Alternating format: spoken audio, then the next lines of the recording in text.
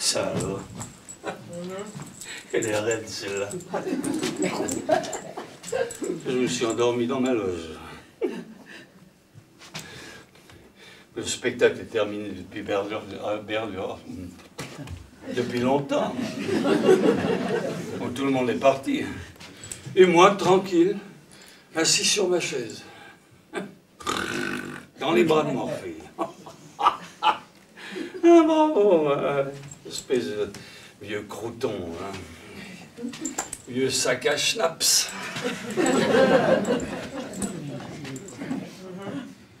Igorka! Igorka! Sacré démon. Petrouchka! Mais ils dorment, les gredins. Un sang démon et une sorcière vous emportent! Igorka!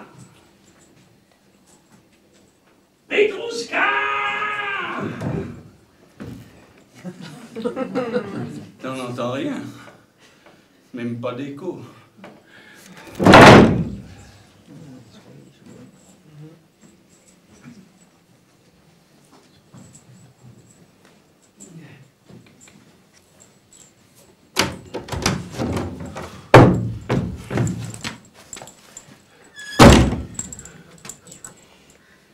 Aujourd'hui, je leur ai donné 3 roubles de pourboire à chacun.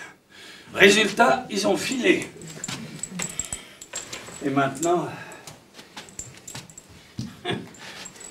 même avec des chiens policiers, on ne les retrouverait pas. Les salauds! Je parie qu'ils ont fermé toutes les portes à clé. Igorka!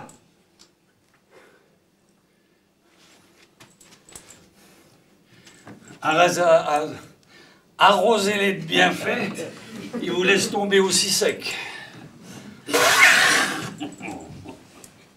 Oh là là, est-ce que je suis sourd?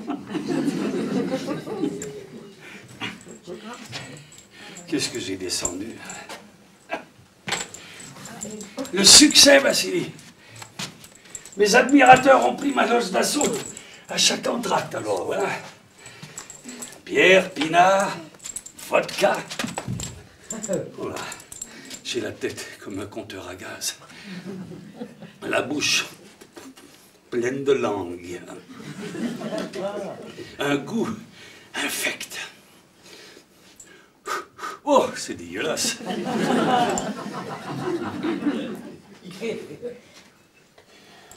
Mais regardez-moi ce vieil abruti. Il se saoule. Et pour fêter quoi? Oh mon Dieu, j'ai les reins cassés. La tête à 2 doigts d'exploser. Des frissons dans toute la carcasse. Et dans mon cœur, c'est tout froid, tout noir, comme dans une tombe. La vieillesse fascinée.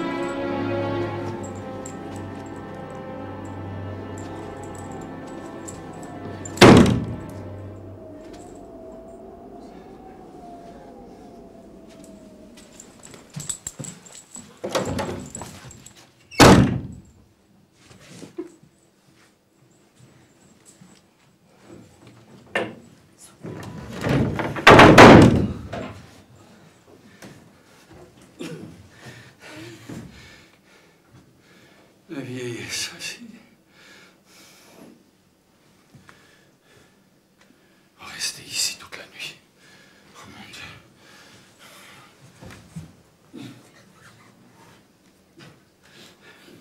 J'en crèverai de frousse.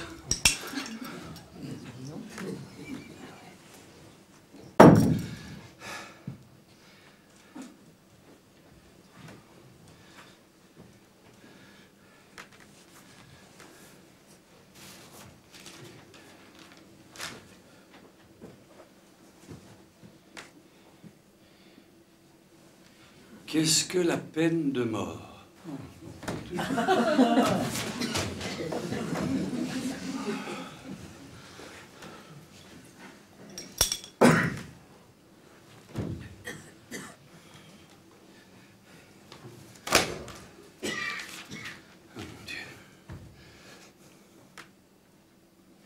Ça alors, elle est raide celle-là. Je me suis endormi dans ma loge, tout le...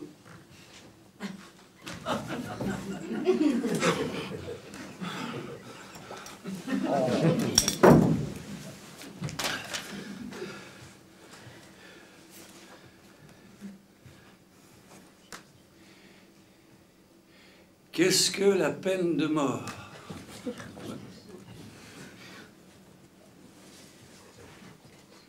La peine de mort est le signe spécial et éternel de la barbarie.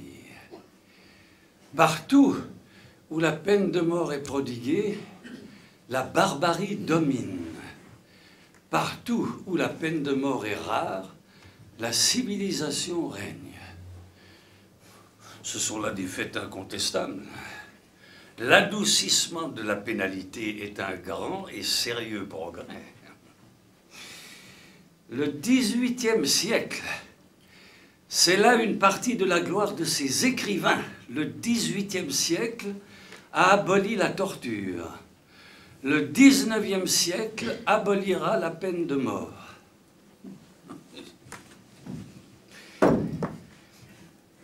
Il est vrai qu'aujourd'hui,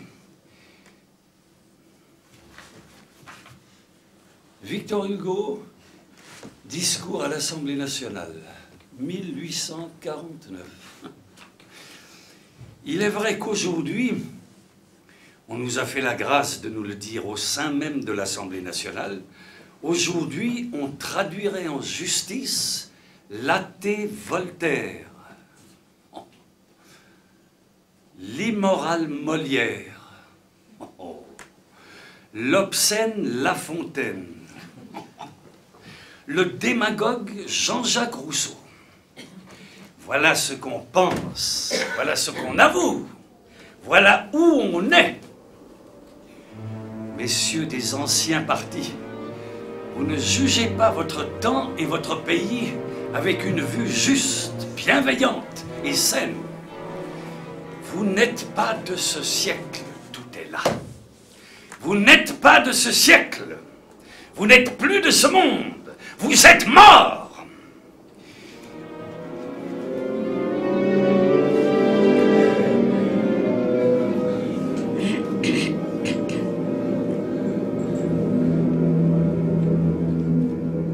C'est bien, je vous l'accorde!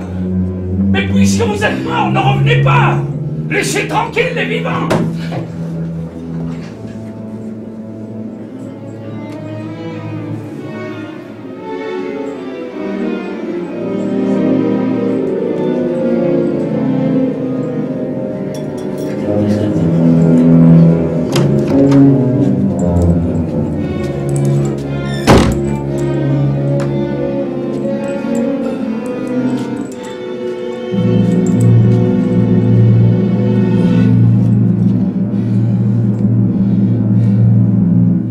Eh oui, la vieillesse, Vassili. Tu as beau tricher, jouer les bravaches, faire le pitre, la vie est la passée. 68 ans, bien sonné, carillonné même. La bouteille est vide, juste un petit fond de la lie. C'est comme ça, mon pauvre Vassili. Que ça te plaise ou non, Il est temps pour toi de répéter le rôle du Maccabée. La mort, cette bonne petite mère n'est pas loin. Derrière la porte.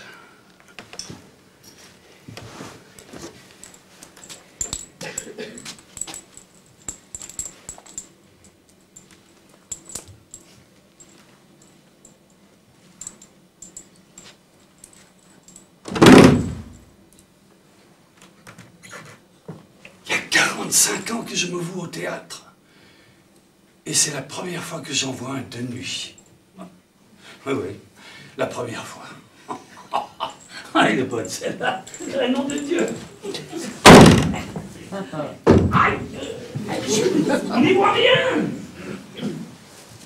Ah si, devine, un pupitre d'orchestre, la loge de ces messieurs, tout le reste, rien, le noir complet, un trou noir sans fond, comme une tombe, où se cacherait la mort elle-même.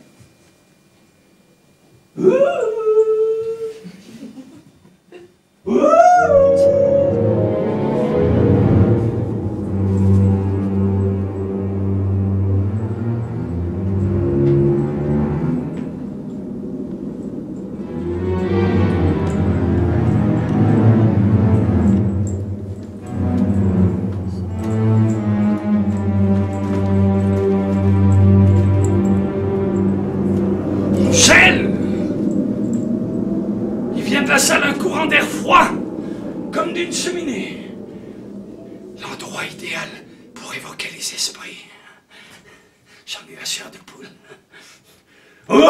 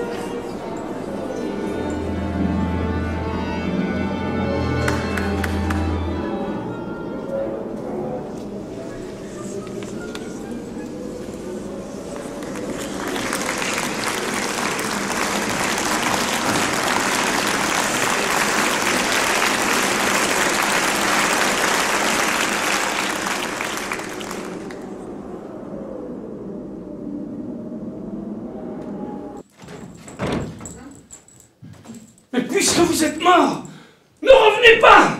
Laissez tranquilles les vivants!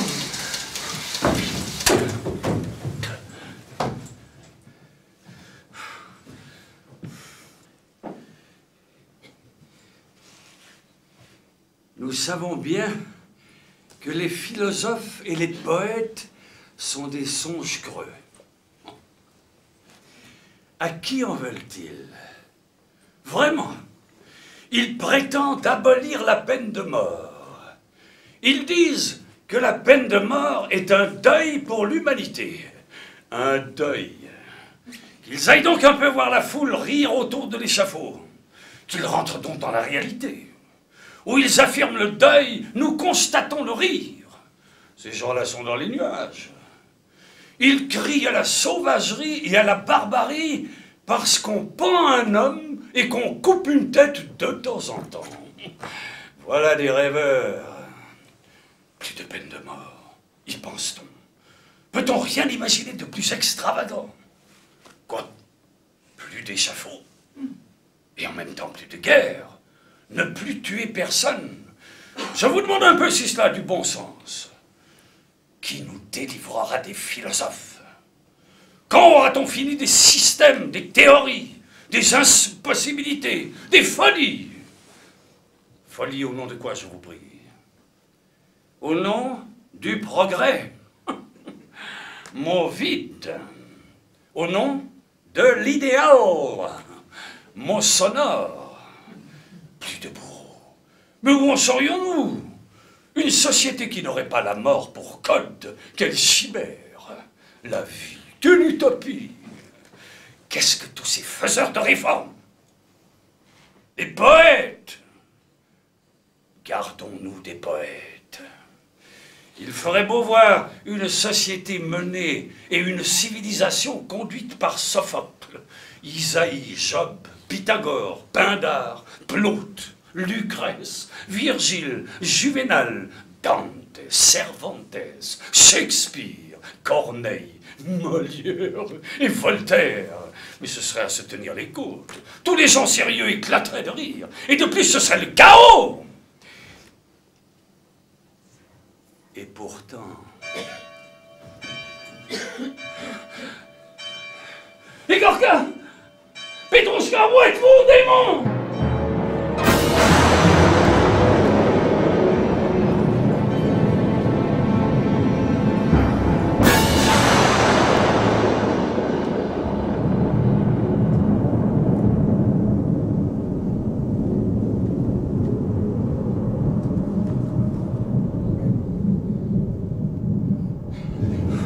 Oh Seigneur, qu'est-ce qui me prend d'invoquer le diable? Oh mon Dieu. Arrête de blasphémer, Vassili. Arrête de boire. Tu es vieux. Tu vas bientôt crever. À 68 ans, les gens, ils vont à la messe. Ils se préparent à mourir.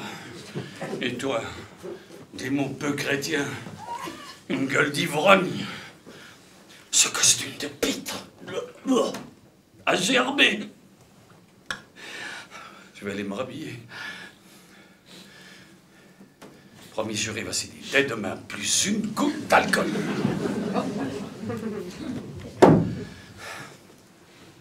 Et pourtant...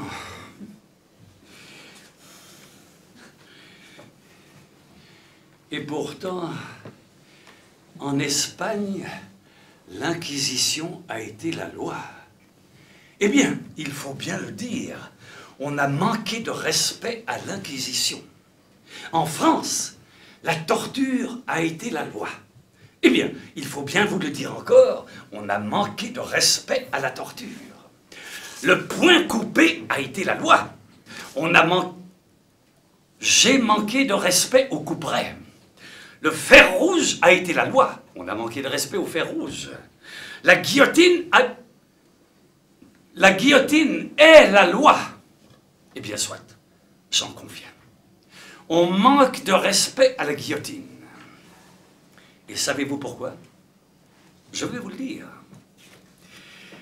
C'est parce que nous voulons jeter la guillotine dans ce gouffre d'exécration où sont déjà tombés aux applaudissements du genre humain le fer rouge, le poing coupé, la torture et l'Inquisition. Ah. Et parce que nous voulons cela, nous ébranlons la société. Et oui, c'est vrai. Nous sommes des hommes très dangereux.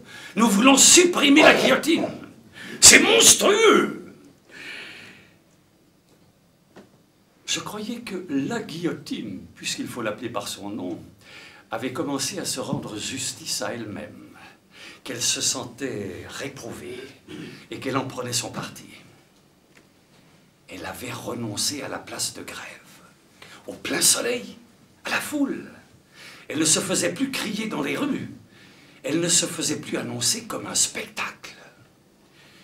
Elle s'était mise à faire ses exemples le plus obscurément possible. Au petit jour, barrière Saint-Jacques, dans un lieu désert, devant personne. Il me semblait qu'elle commençait à se cacher. Et je l'avais félicitée de cette pudeur. Eh bien, je me trompais. Elle est revenue de sa fausse honte. La guillotine sent que la société ébranlée a besoin, pour se raffermir, comme on dit, de revenir à ses anciennes traditions. Et elle est une ancienne tradition. Elle proteste contre ces déclamateurs démagogues qui osent croire et dire qu'une machine à couper des têtes est de trop dans une société qui a pour livre l'Évangile. Elle s'indigne contre ces utopistes anarchiques. Et le lendemain de ces journées les plus funèbres et les plus sanglantes, elle veut qu'on l'admire. Elle exige qu'on lui rende des respects. Sinon, elle se déclare insultée. Elle se porte partie civile et elle demande des dommages et intérêts. Et que dire de cette sombre figure qui suffit pour remplir d'horreur et d'ombre l'auguste et lumineux sanctuaire de la justice? Le bourreau. Ah. Voilà une sinistre espèce d'assassin. L'assassin officiel, l'assassin patenté, renté, mandé à certains jours, travaillant en public, tuant au soleil, ayant pour instrument les bois de justice, l'assassin reconnu de l'État, l'assassin fonctionnaire, l'assassin qui a un logement dans la loi, l'assassin au nom de tous. Il a ma procuration et la vôtre pour tuer. Il étrangle ou il égorge, puis tape sur l'épaule de la société et lui dit « Je travaille pour toi, paye-moi ». Il est l'assassin cum privilegio legis, l'assassin dont l'assassinat est décrété par le législateur, délibéré par le juré, ordonné par le juge, consenti par le prêtre, gardé par le soldat, contemplé par le peuple. Que la civilisation y songe. Elle répond du bourreau. Ah! Vous haïssez l'assassinat jusqu'à tuer l'assassin. Eh bien moi je hais le meurtre jusqu'à vous empêcher de devenir meurtrier. Cet horrible service que la guillotine a la prétention de rendre à la société en a horreur. La société n'en veut pas. Tous contre un. La puissance sociale condensée en guillotine. La force collective employée à une agonie. Quoi de plus odieux? Un homme tué par un homme effraie la pensée. Un homme tué par les hommes la consterne. Messieurs, vous êtes les citoyens souverains d'une nation libre. Et sans dénaturer ce débat, on doit vous parler comme à des hommes politiques. Eh bien, songez-y. Et puisque nous traversons un temps de révolution, tirez les conséquences de ce que je vais vous dire. Si Louis XVI eût aboli la peine de mort, comme il avait aboli la torture, sa tête ne serait pas tombée. Il y aurait une page sanglante de moins dans l'histoire. La date funèbre du 21 janvier n'existerait pas. Qui donc, en présence de la conscience publique, à la face de la France, qui donc eût osé relever l'échafaud pour le roi, pour l'homme dont on aurait pu dire « c'est lui qui l'a renversé ».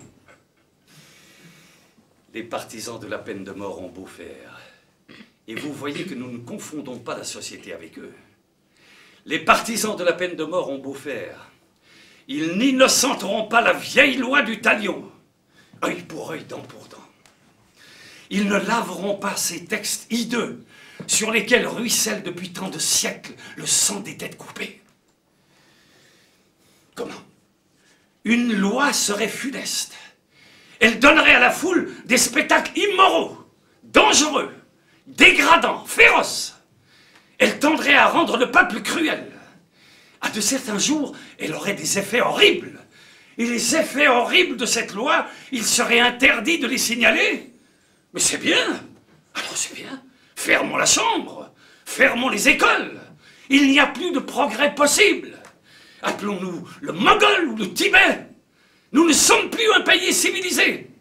Dites-nous que nous sommes en Asie, qu'il y a eu autrefois un pays qui s'appelait la France, mais que ce pays-là n'existe plus. Et que vous l'avez remplacé par quelque chose qui n'est pas la monarchie, j'en conviens, mais qui n'est certes pas la République.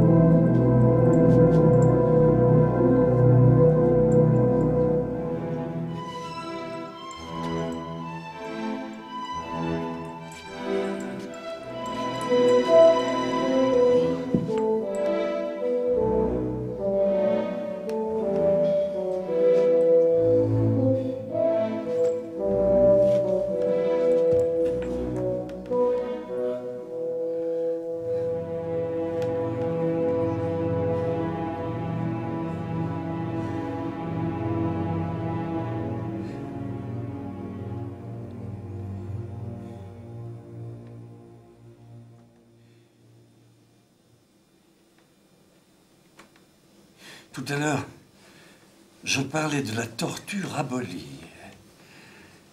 Eh bien, la torture existe encore aujourd'hui, au XIXe siècle. Où? Oh, en Chine, peut-être, mais également plus près d'ici, en Suisse, à Zug, un juge instructeur, voulant faire avouer le vol d'un fromage, vol d'un comestible. La faim a toujours été vue de travers par la loi. Voulant faire avouer le vol d'un fromage à une jeune fille appelée Mathilde Wildenberg, il lui serra les pouces dans un étau. Et à l'aide d'une poulie et d'une corde attachée à cet étau, il fit hisser la misérable jusqu'au plafond. Ainsi, suspendue par les pouces, un valet de bourreau la bâtonnait.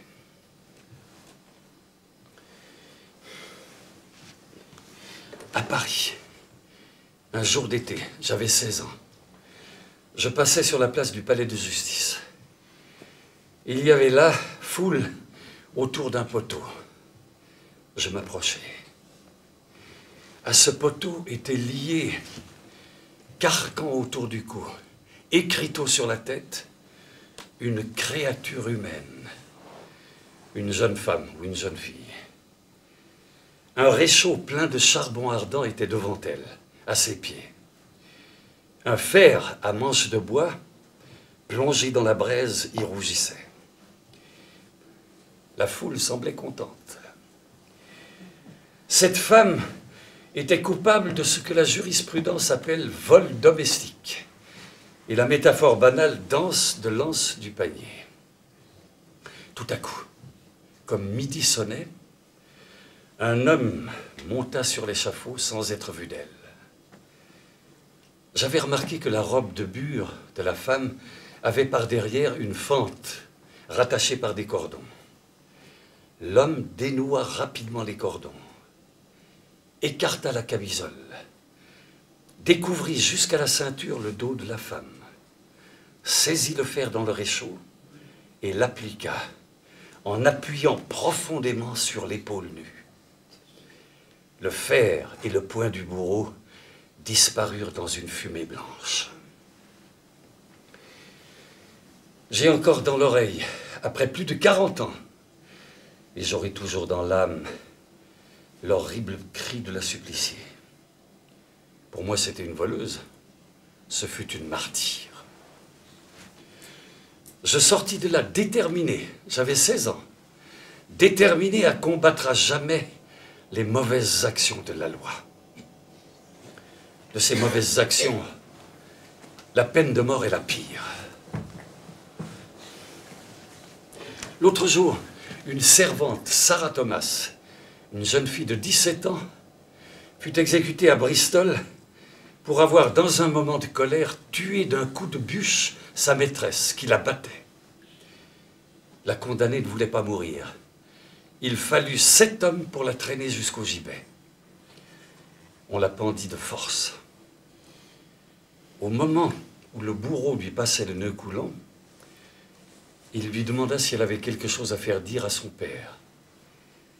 Elle interrompit son râle pour dire « Oh oui, oui, dites-lui que je l'aime. »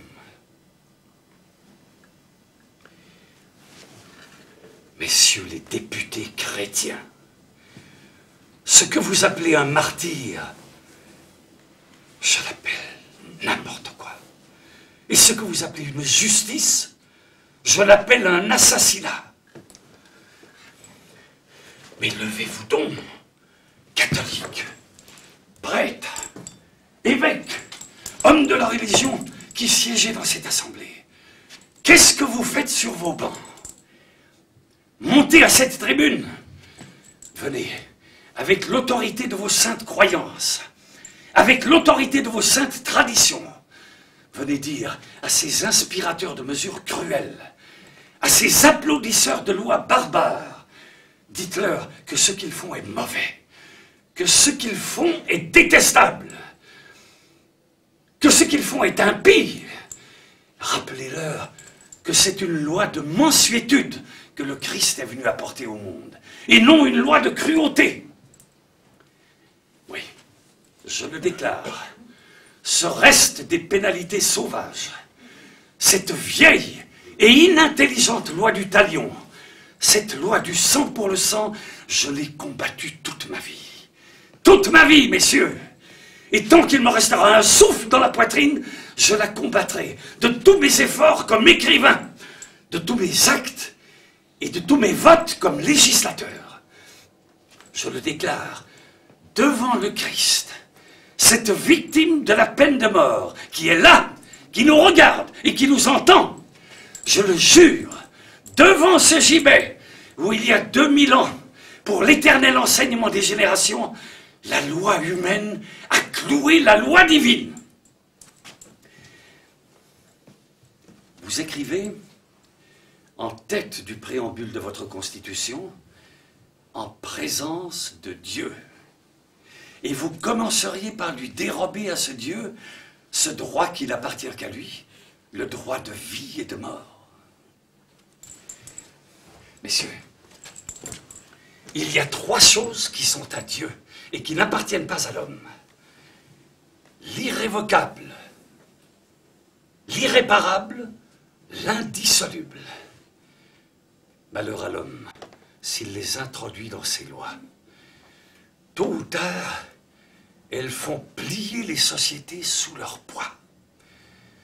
Elles dérangent l'équilibre nécessaire des lois et des mœurs.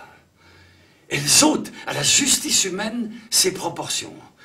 Et alors il arrive ceci, réfléchissez-y, messieurs, que la loi épouvante la conscience.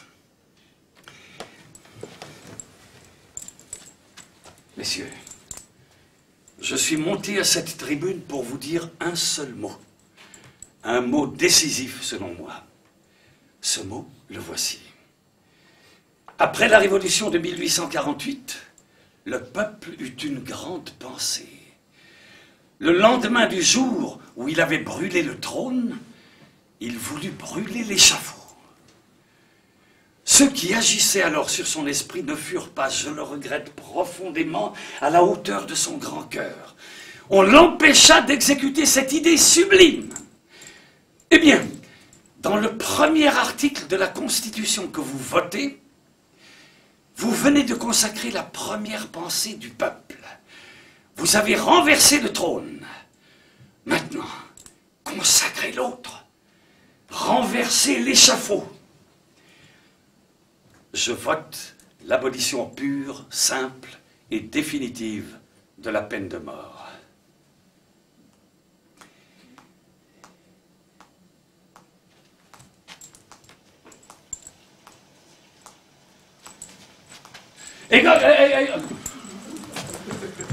Pétrus!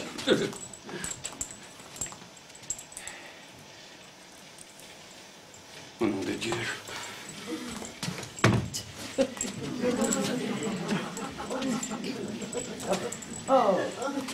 Promis juré, merci. Dès demain, plus une goutte.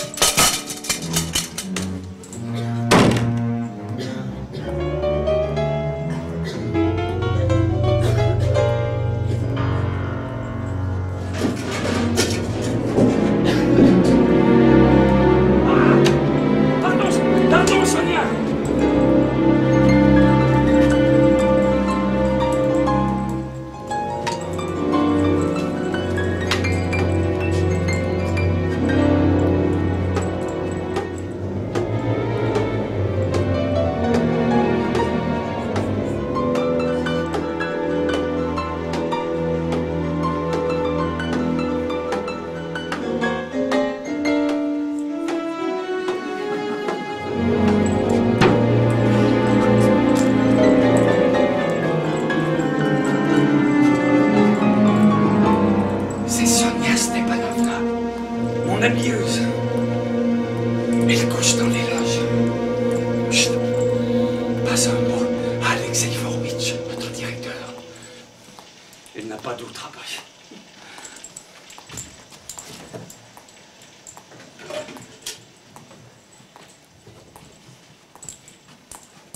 On m'a fait une ovation, Sonia.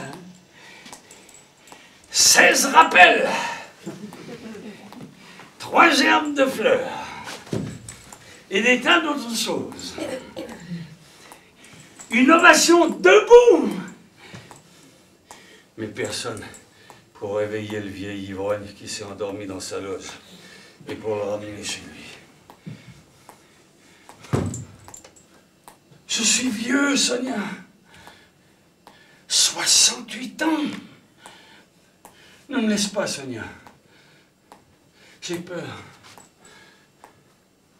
J'ai peur.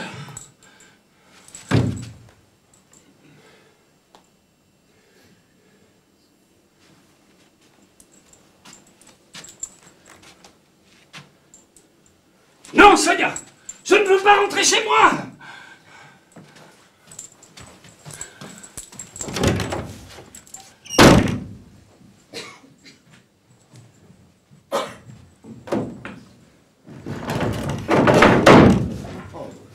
Je ne veux pas rentrer chez moi!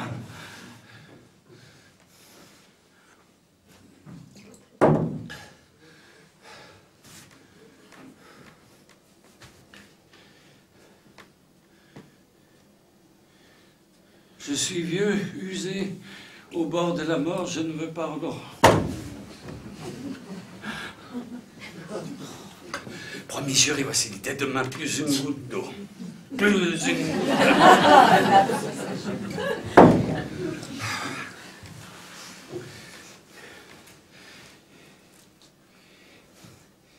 Si quelqu'un eût dit, il y a 4 siècles, en l'an 1449, à l'époque où la guerre existait de commune à commune, de ville à ville, de province à province, si quelqu'un à cette époque eût dit à la Lorraine, à la Picardie, à la Normandie, à la Bretagne, à l'Auvergne, à la Provence, au Dauphiné, à la Bourgogne, si quelqu'un leur eût dit « Un jour viendra où vous ne lèverez plus d'hommes d'armes les uns contre les autres.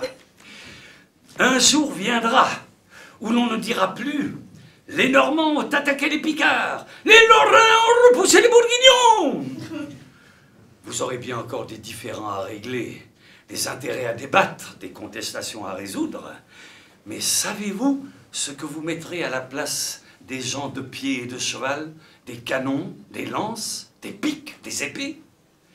Vous mettrez une petite boîte de sapin que vous appellerez l'urne du scrutin. Et de cette boîte, il sortira quoi? Une assemblée.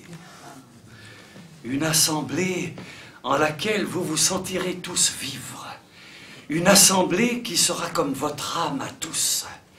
Un concile souverain et populaire qui décidera, qui jugera, qui résoudra tout en loi, qui fera tomber le glaive de toutes les mains et surgir la justice dans tous les cœurs, qui dira à chacun « Là finit ton droit, ici commence ton devoir, bas les pattes, bas les armes, vivez en paix !» Et ce jour-là, vous vous sentirez une pensée commune, des intérêts communs, une destinée commune. Vous ne serez plus des peuplades ennemis, vous serez un peuple. Vous ne vous appellerez plus la guerre, vous vous appellerez la civilisation.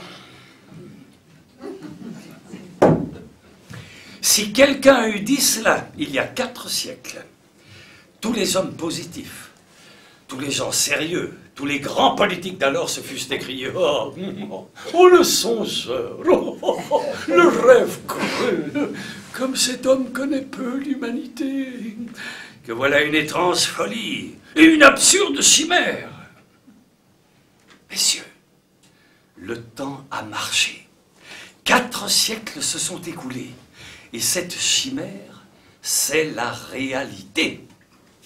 Eh bien, messieurs, aujourd'hui, 21 août 1849, nous disons à la France, à l'Angleterre, à la Prusse, à l'Autriche, à l'Espagne, à l'Italie, à la Russie, nous leur disons, un jour viendra où les armes vous tomberont des mains à vous aussi.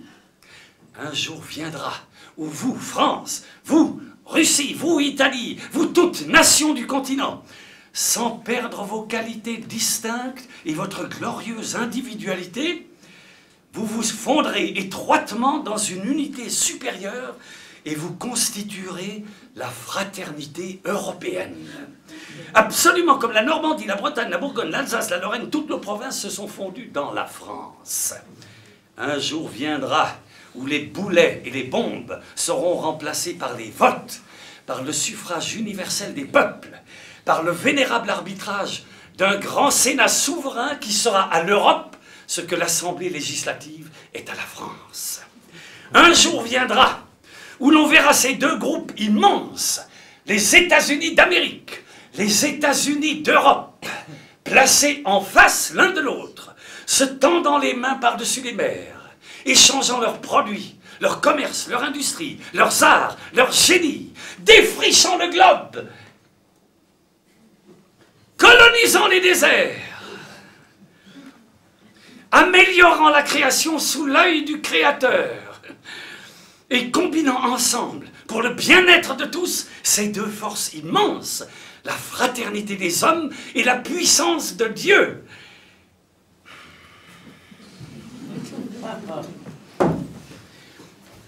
Et ce jour-là, il ne faudra pas 4 siècles pour l'amener, car nous vivons dans un temps rapide. Nous vivons dans le courant d'événements et d'idées le plus impétueux qui ait encore entraîné les peuples. Et à l'époque où nous sommes, une année fait parfois l'ouvrage d'un siècle. Grâce au chemin de fer, l'Europe bientôt ne sera pas plus grande que ne l'était la France au Moyen-Âge. Grâce aux navires à vapeur, on traverse aujourd'hui l'océan plus aisément qu'on ne traversait autrefois la Méditerranée. Avant peu, l'homme parcourra la terre comme les dieux d'Homère parcouraient le ciel, en 3 pas. Encore quelques années, et le fil électrique de la Concorde entourera le globe et étreindra le monde. Ici, messieurs, quand j'approfondis ce vaste ensemble, une réflexion douloureuse s'offre à mon esprit.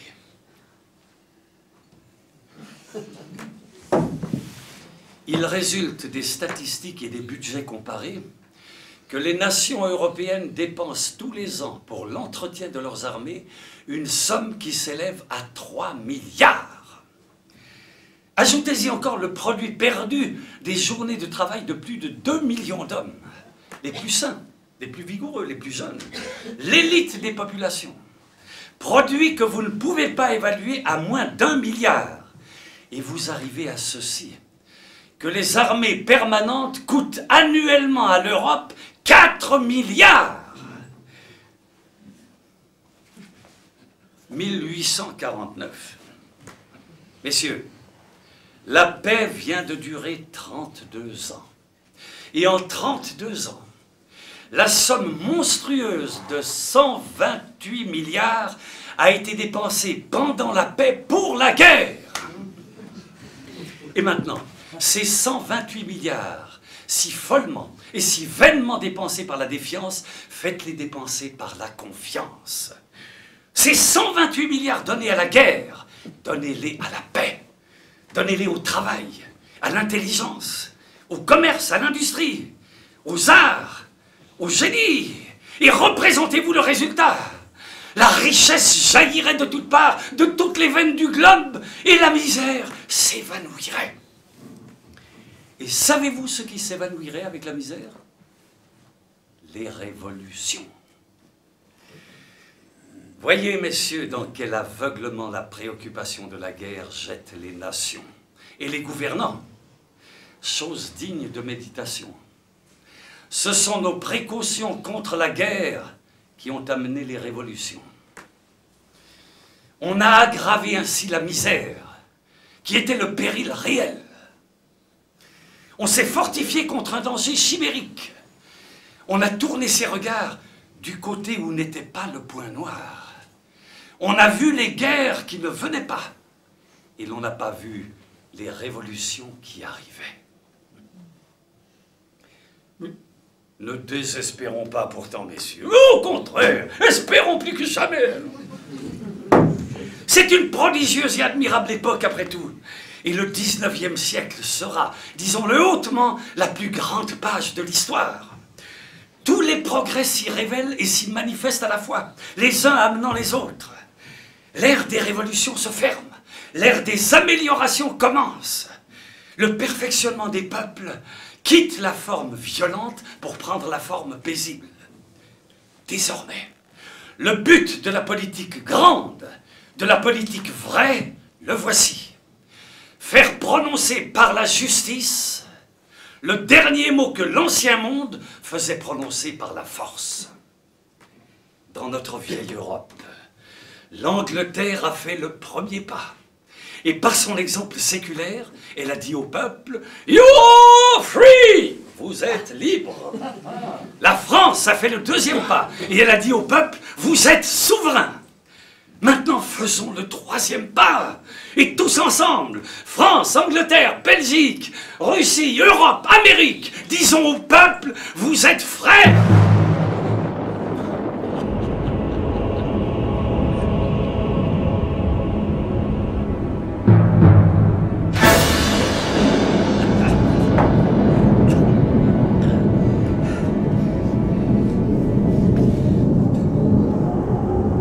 Si l'Europe des peuples eût succédé en 1848 à l'Europe des rois, voici quelle serait aujourd'hui, en 1849, la situation du continent.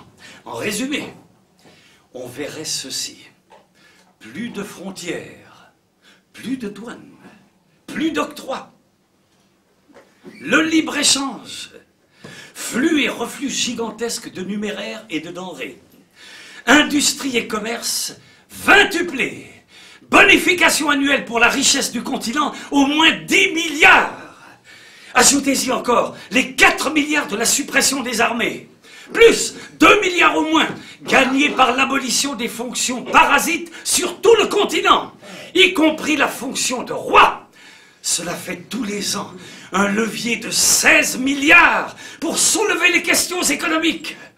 Une caisse d'amortissement de la misère, épuisant les bas-fonds du chômage et du salariat avec une puissance de 16 milliards par an. Calculez l'immense production de bien-être.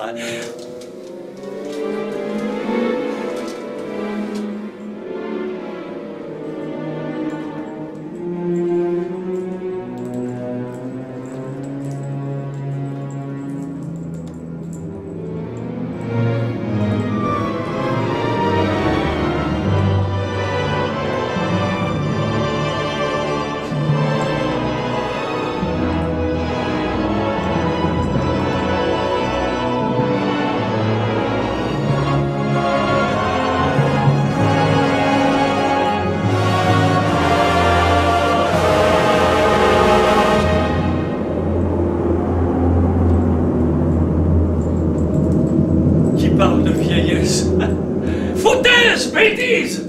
La vigueur jaillit dans toutes mes mains! Là où il y a du talent, là où il y a de l'art, Sonia, il n'y a pas de vieillesse, pas de solitude, pas de maladie. Et la mort elle-même n'est qu'une moitié de mort. Tu n'en reviens pas, hein, Sonia? Attends. Laisse-moi reprendre mon souffle. Écoute. Il y aurait une monnaie continentale, ayant pour point d'appui le capital Europe tout entier, et pour moteur, l'activité libre de plus de 200 millions d'hommes. Cette monnaie, remplacerait et résorberait toutes les absurdes variétés monétaires d'aujourd'hui. Effigie des princes, figure des misères. Variétés qui sont autant de causes d'appauvrissement, car dans le va-et-vient monétaire, multiplier la variété, c'est multiplier le frottement. Multiplier le frottement, c'est diminuer la circulation. En monnaie, comme en toute autre chose, circulation, c'est liberté. Liberté d'aller et venir. Liberté de s'associer. Liberté de posséder. Liberté d'enseigner. Liberté de parler. Liberté d'écrire. Liberté de penser. Liberté d'aimer. Liberté de croire. Toutes ces libertés feraient faisceau autour du citoyen gardé par elle et devenu inviolable. Le groupe européen n'étant plus qu'une nation, plus de guerre, par conséquent, plus d'armée. La guerre étant morte, l'échafaud, qui a la même racine, aurait séché et disparu de lui-même. Toutes les formes du glaive se seraient évanouies. On n'en serait à douter que la créature humaine ait jamais pu, ait jamais osé mettre à mort la créature humaine. Même dans le passé, il y aurait, dans la galerie ethnographique du Louvre, un canon mortier Pexence, sous verre, un gibet, sous verre, une guillotine, sous verre. Et l'on irait par curiosité voir au muséum les bêtes féroces de l'homme. Comme on va voir à la ménagerie les bêtes féroces de Dieu. On dirait, c'est donc cela un gibet. Comme on dit, c'est donc cela un tigre. Dans cette Europe unie, on verrait le cerveau qui pense, le bras qui agit, des ateliers toujours ouverts, dont la misère n'aurait qu'à pousser la porte pour devenir le travail. Des écoles toujours ouvertes, dont l'ignorance n'aurait qu'à pousser la porte pour devenir la lumière. Des gymnases gratuits et obligatoires, où l'enfant pauvre recevrait la même culture que l'enfant riche.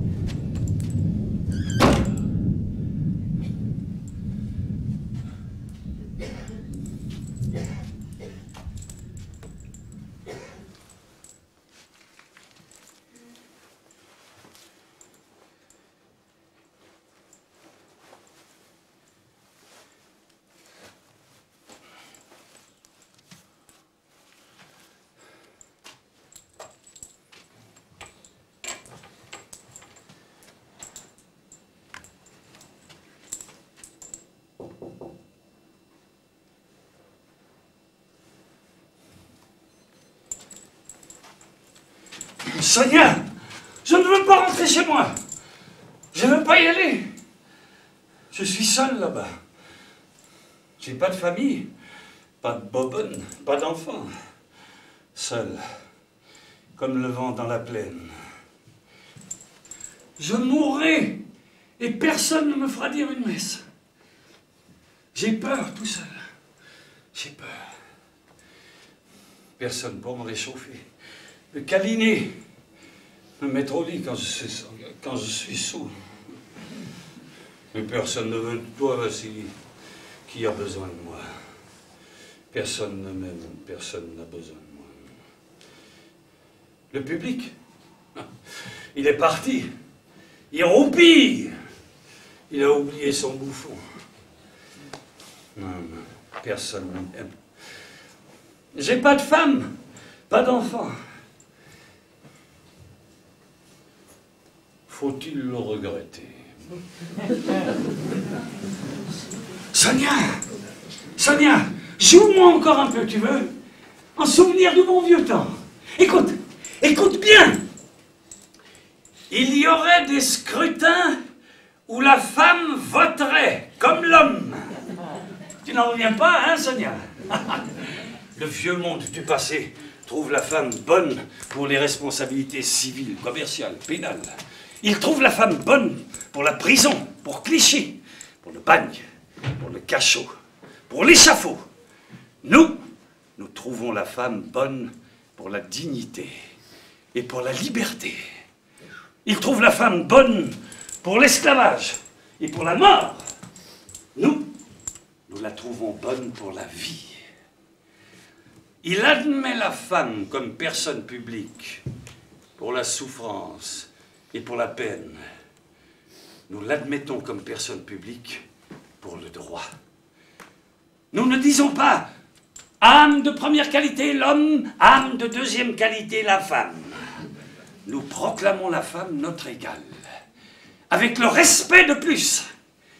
Oh, femme, mère, compagne, sœur, éternel mineur, éternel esclave, éternel sacrifié, éternel martyr, nous vous relèverons.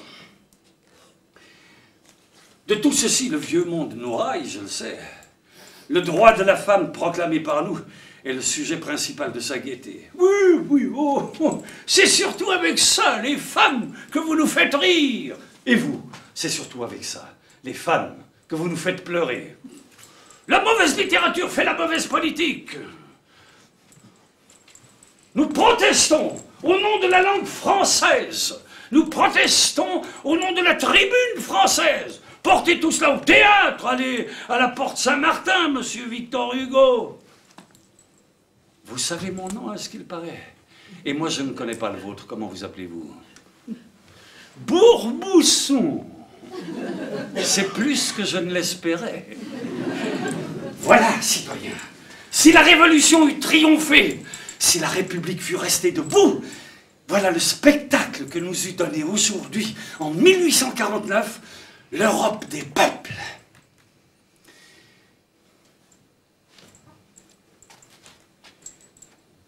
Mais ces choses-là ne se sont point réalisées.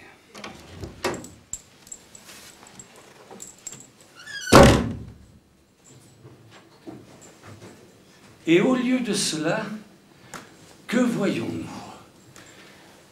Ce qui est debout en ce moment, ce n'est pas le pouvoir des peuples, c'est la puissance des rois. Et que font-ils, les rois? Ils ont la force. Ils font ce qu'ils veulent. Les rois sont riches. Ils ont des millions. Ils ont des milliards. Ils n'ont qu'à ouvrir la veine du peuple pour en faire du sang et de l'or. À quoi dépensent-ils les forces gigantesques dont ils disposent? Que font-ils? Citoyens, ils font la guerre. La guerre pour qui? Pour vous, peuple? Non. Pour eux, rois. Quelle guerre? Des guerres où il y a des hommes qui passent la nuit debout et qui ne peuvent se coucher parce qu'ils sont dans l'eau jusqu'aux genoux. D'autres qui sont couchés, mais dans un demi-mètre de boue qui les recouvre entièrement, et où ils mettent une pierre pour que leur tête en sorte. D'autres qui sont couchés, mais dans la neige, sous la neige, et qui se réveilleront demain les pieds gelés. D'autres qui sont couchés, mais sur la glace, et qui ne se réveilleront pas. D'autres qui marchent, pieds nus, par 10 degrés de froid, parce qu'ayant ôté leurs souliers, ils n'ont plus la force de les remettre. D'autres couverts de plaies qu'on ne soigne pas, tous sans abri, sans feu, presque sans aliments, ayant pour vêtements des haillons devenus glaçons, rongés de dysenterie et de typhus, tués par le lit où ils dorment, empoisonnés par l'eau qu'ils boivent, harcelés de sorties, criblés de bombes, réveillés de l'agonie par la mitraille, et ne cessant d'être des combattants que pour redevenir des mourants. Assez, assez, c'est indécent. Mais non, laissez-le finir sa pièce. L'homme capable d'une si inqualifiable intervention doit avoir le courage de se nommer. Je le sens de se nommer. Il se tait, je le constate. 14 milliards par an. Avec ces milliards, on eût complété le réseau des chemins de fer. On eût construit le tunnel tubulaire de la Manche. Avec ces milliards, on eût drainé toutes les bruyères, donné de l'eau salubre à toutes les villes, à tous les villages, à tous les champs, assaini la terre et l'homme, reboisé toutes les pentes, prévenu par conséquent les inondations et les débordements, multiplié les ateliers et les écoles, explorer et exploiter partout les gisements houillers et minéraux, doter toutes les communes de pioches à vapeur, ensemencer les millions d'hectares en friche, transformer les égouts en puits d'engrais, rendu les disettes impossibles, mis le pain dans toutes les bouches, décupler la production, décupler la consommation, décupler la circulation, centupler la richesse. Non. Il vaut mieux employer ces milliards à faire périr ses armées. Il vaut mieux se ruiner à se suicider. Mais moi, je suis encore vivant, Sonia. Je suis vivant. C'est du sang, pas de l'eau qui coule dans mes veines. Mais un peu de vodka de temps en temps. Arrête de boire, Vassili. Si tu te moques de ta santé, tu pourrais au moins avoir pitié de ta vieillesse. Vieux cabot. Que ne m'as-tu connu quand j'étais jeune acteur, Sonia? Quand j'étais tout juste dans le premier feu du jeu. Quelle fougue, quelle passion, quel appétit de jouer. Tout à l'heure, j'ai revu cette fosse. Et tout m'est revenu d'un seul coup. Je me suis souvenu de tout, jusqu'au moindre détail.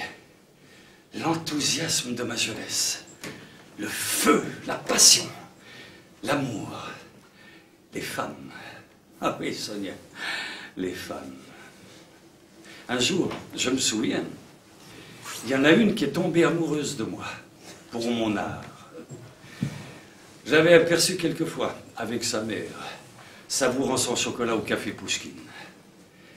Gracieuse, élancée comme un peuplier, jeune, innocente, pure et ardente comme l'aube d'un été.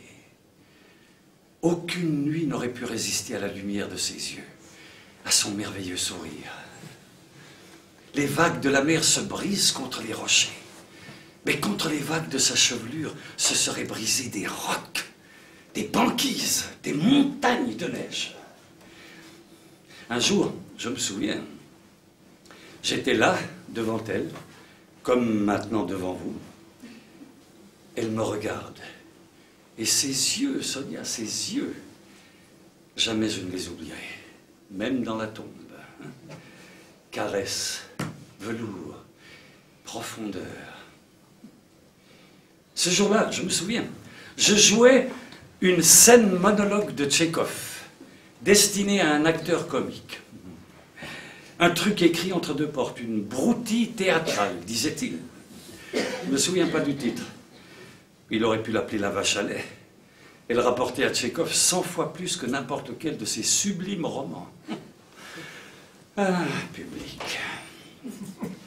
Je jouais un personnage pitoyable, un obscur petit fonctionnaire à la retraite, que sa femme, une espèce de vampire, une sangsue, obligeait à faire des conférences sur le thème « Fumer tue ». Lui, il s'en foutait, il fumait.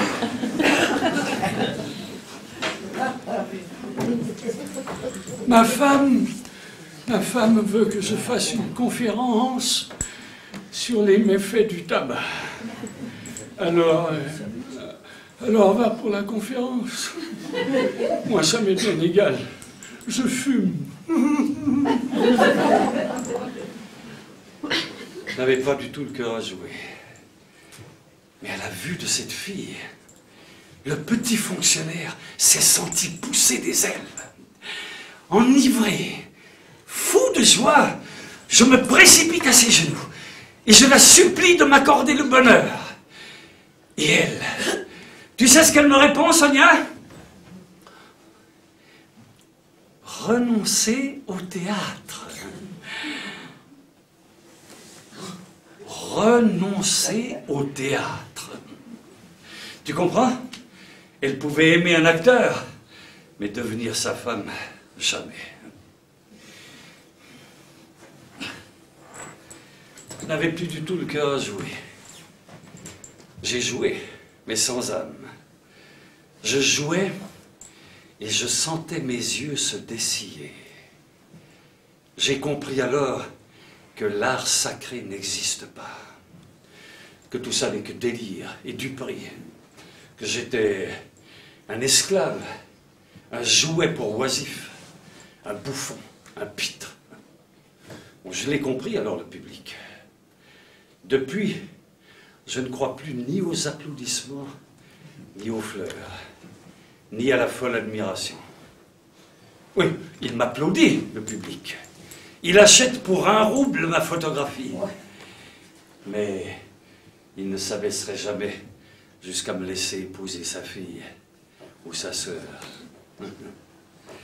Je ne lui fais plus confiance au public. Je ne me crois plus. J'ai vu clair à ce moment-là, et ça m'a coûté cher. Depuis cette histoire avec cette fille, je me suis mis à errer sans but, à vivre n'importe comment, sans songer à l'avenir. Je faisais le pitre, je jouais les histrions, je persiflais, je dévoyais les esprits. Et pourtant, quel artiste j'étais, Sonia, quel talent! Je l'ai enterré, mon talent! J'ai rendu ma langue vulgaire, je l'ai dégradée. Cette fosse, elle t'a avalé, Vassili, englouti. Je ne m'en étais pas rendu compte avant. Mais tout à l'heure, en me réveillant, j'ai regardé en arrière. Et derrière moi, j'ai vu 68 ans. La vieillesse, je viens de la découvrir. La chanson est finie. Et pourtant, Sonia, quelle force j'avais! Quelle puissance! Mais quel talent! Et quelle diction! Tu ne peux pas imaginer que de sentiments, que de cordes dans cette poitrine, en étouffée!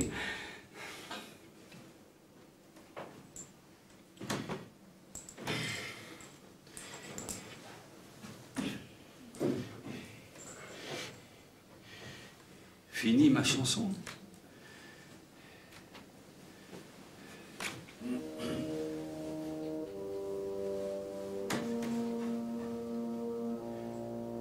Tout à l'heure, j'ai dit que sur scène, j'avais arrêté de vieillir pendant un certain temps.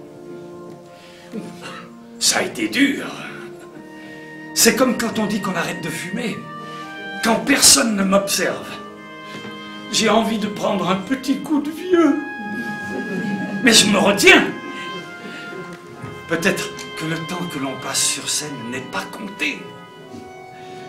On est dans l'imaginaire, pas dans le réel. Le temps n'a sans doute pas prise sur l'imaginaire.